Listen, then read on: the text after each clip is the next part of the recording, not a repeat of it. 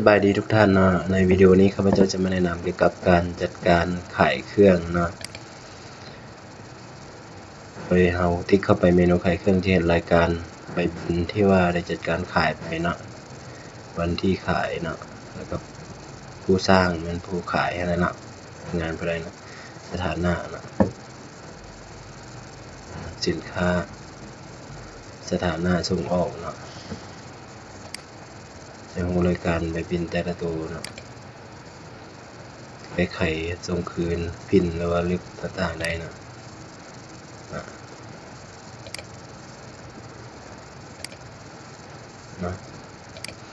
อาจจะรู้ลูกค้าติดหนี้เราก็สามารถเบิ่งได้ว่าไผยังติดหนี้เราเนาะรวมยอดเท่านี้แต่ว่าจ่ายไปตัวจริงเท่านี้เนาะก็คงซื้อเนาะ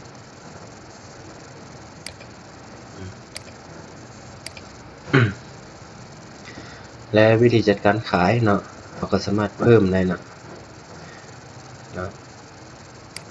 จัดการเพิ่มเลยจะปรากฏหน้าต่างตัวนี้ขึ้นมานะตัวนี้จะเป็นรายการสินค้าที่พวกเรามีนะตัวใดที่มีรูปก็จะขึ้นรูปเนาะตัวใดที่ยังไม่มีรูปตัวอย่างว่าข้าพเจ้าจะไปจัดการการขายทั่วไปบ้างเนาะ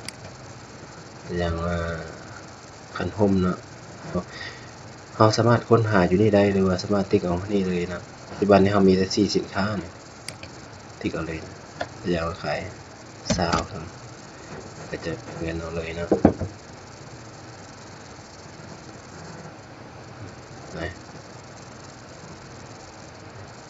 สำหรับตัวจริงเนี่ยจะมีส่วนลดนะอากรตัวนี้มันอากรที่ว่าเราใส่อยู่ในสินค้านะสมมติว่าจะมีความสลายมันเน้นหนักเป็น 10% นะอากรเพื่อก่อนค่าเพิ่มเลยนะแต่ว่าก่อนของสินค้าตัวนี้มัน0นะเรายังไม่ได้ใส่ตัวอย่างว่าเขาขายนี่จะเป็นขายทั่วไปเนาะโดยที่ว่ามันบ่มีข้อมูลลูกค้าเนาะตัวอย่างอันนี้ข้าพเจ้าลองบันทึกนะพิมพ์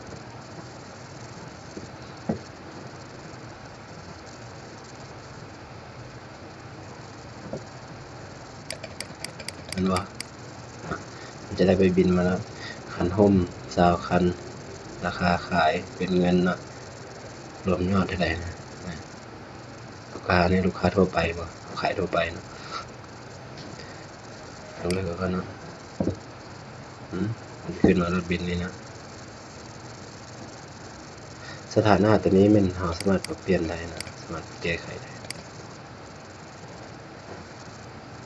ค่าที่ส่งออกแล้วก็เงินเด้โอนเข้าบัญชีบ่แล้วเงินสดเงินโอนนะ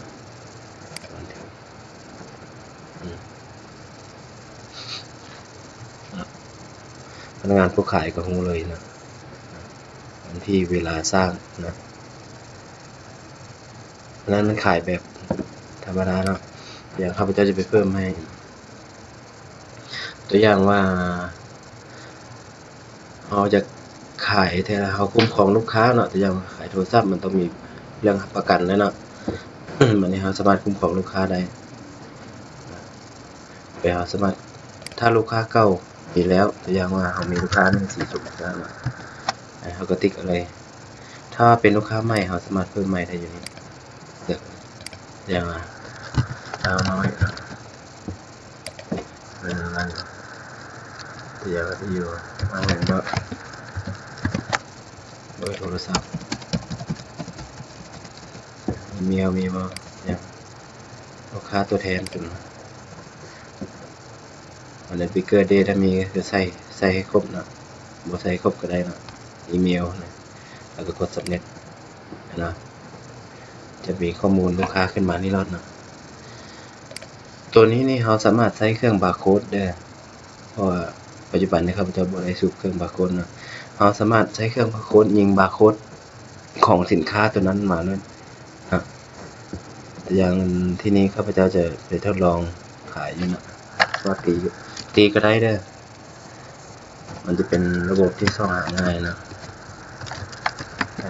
ไอ้พวกนะ6,000นะขาย2หน่อย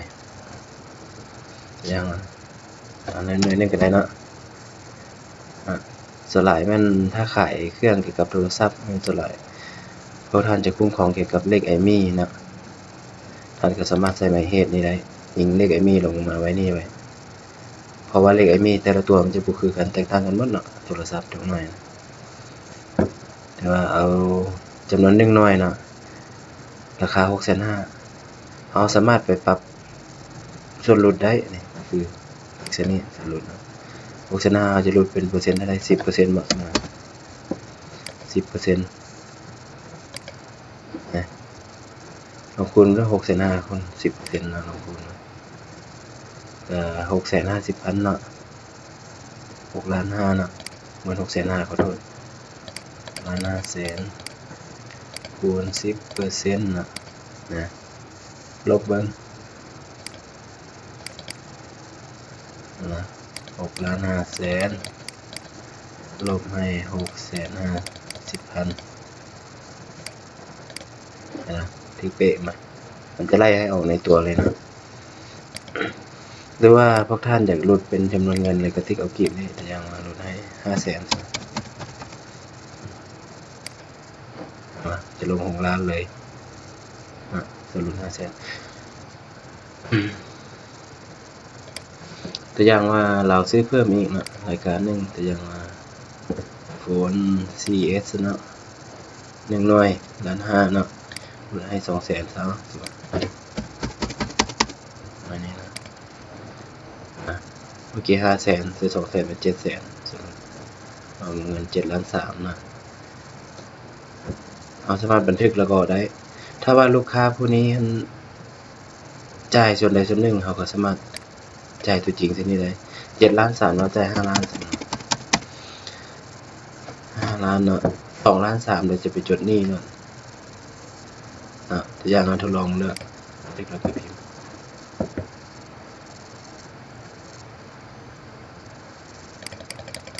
มาผู้ท่านสังเกตซื้อสินค้าเนาะจำนวนส่วนลดเอา500,000กับ200,000เนาะรวมเป็นเงิน8 ล้านส่วนลด800,000รวมยอดมูลค่าสำนักยังติดหนี้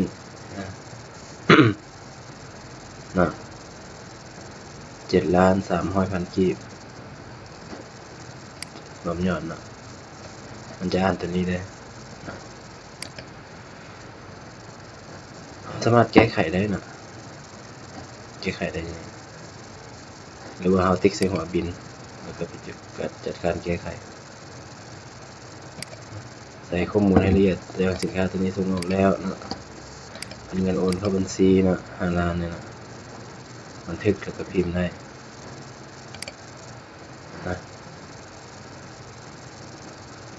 เท่าน้อยเวลาที่เราไปติดตามหนี้สินนี่มันต้องมีชื่อลูกค้าเด้อถ้าบ่มีชื่อลูกค้าก็บ่ได้ถ้าเป็นลูกค้าทั่วไปก็ติดตามบ่ได้นะเรื่องหนี้สินต้องมีละเอียดถ้าพวกท่านมีเครื่องบาร์โค้ดมันจะยิงออกง่ายๆนะค้นหาลูกค้าก็ค้นหาในบาร์โค้ดได้นะสินค้าคือกันอย่างว่าคันห่มสูน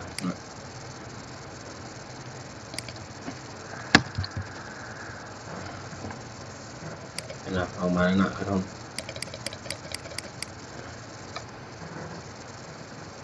แต่ยังว่าจ่ายแต่ที่นี่สินค้าส่งมาแล้วเงินโอนเข้าบัญชี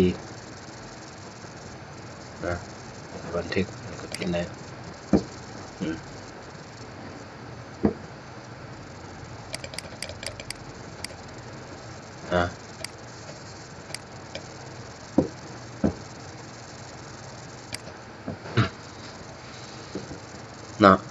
คือว่านั้นเป็นการจัดการขาย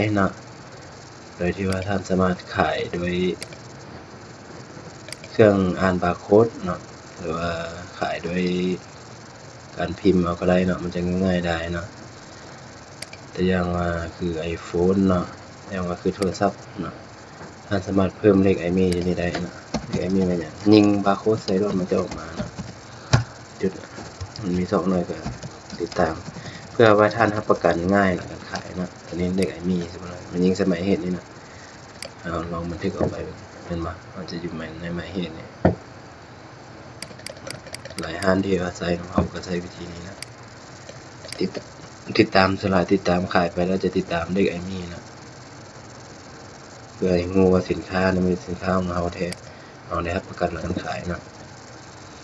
จากนั้นก็เป็นวิธีจัดการการขายนะในวันหน้าครับผมจะมาแนะนำต่อเกี่ยวกับข้อมูลลูกค้าต่อไปนะเจ้าขอบใจ